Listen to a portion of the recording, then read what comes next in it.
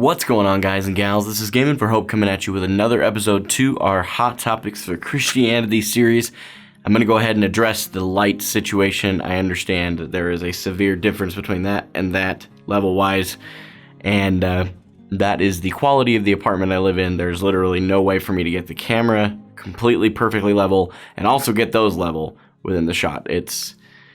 It's obnoxious. With the light situation now addressed, let's move on from it. The three things that are in this thumbnail do in fact break two of God's commandments in ways that we really probably wouldn't think about. Those three things that we're going to discuss specifically in this video, although disclaimer, there's definitely a lot more than just these three, are money, the party life, and politics. What I want to take the opportunity to share with you today in this video is how those three things do break two of the exact same commandments. Let's get started.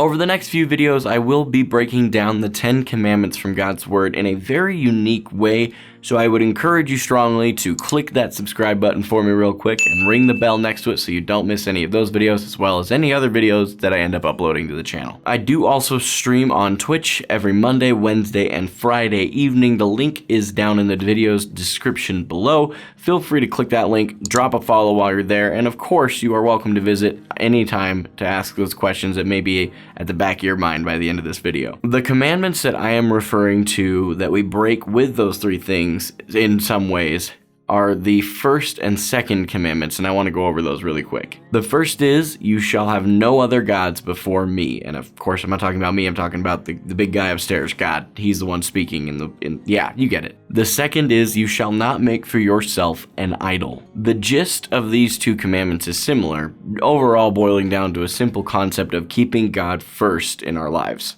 Particularly in my own life, I have experienced firsthand putting money way before God. Money became an idol to me, and if I didn't have money to buy all the things that I wanted, or at least some money sitting in savings account for just whatever, emergencies or maybe just an emergency vacation, I would be doing anything and everything that I could to acquire more funds, with the exception of illegal activities, let me be clear.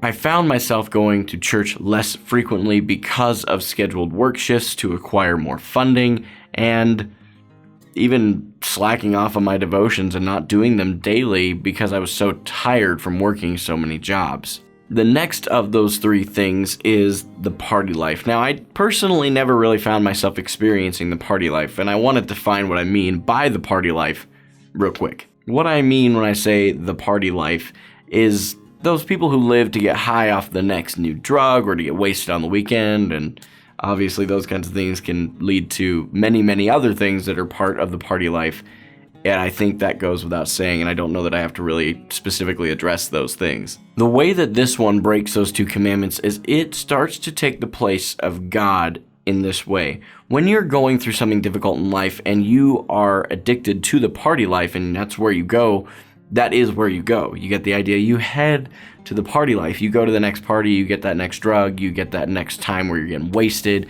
to numb life's ongoing difficulties because you're not putting God in his rightful place of, God, I'm going through this difficulty, please help me.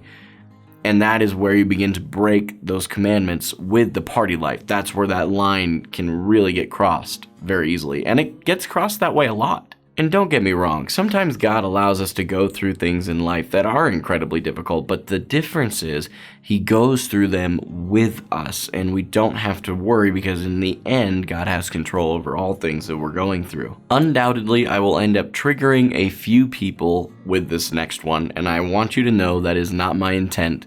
So try to just hear what I'm saying. Don't try to read between the lines. There's no hidden agenda here. I just need you to understand that politics definitely can become an issue regarding the first and second commandments. Please notice what I just said. It can.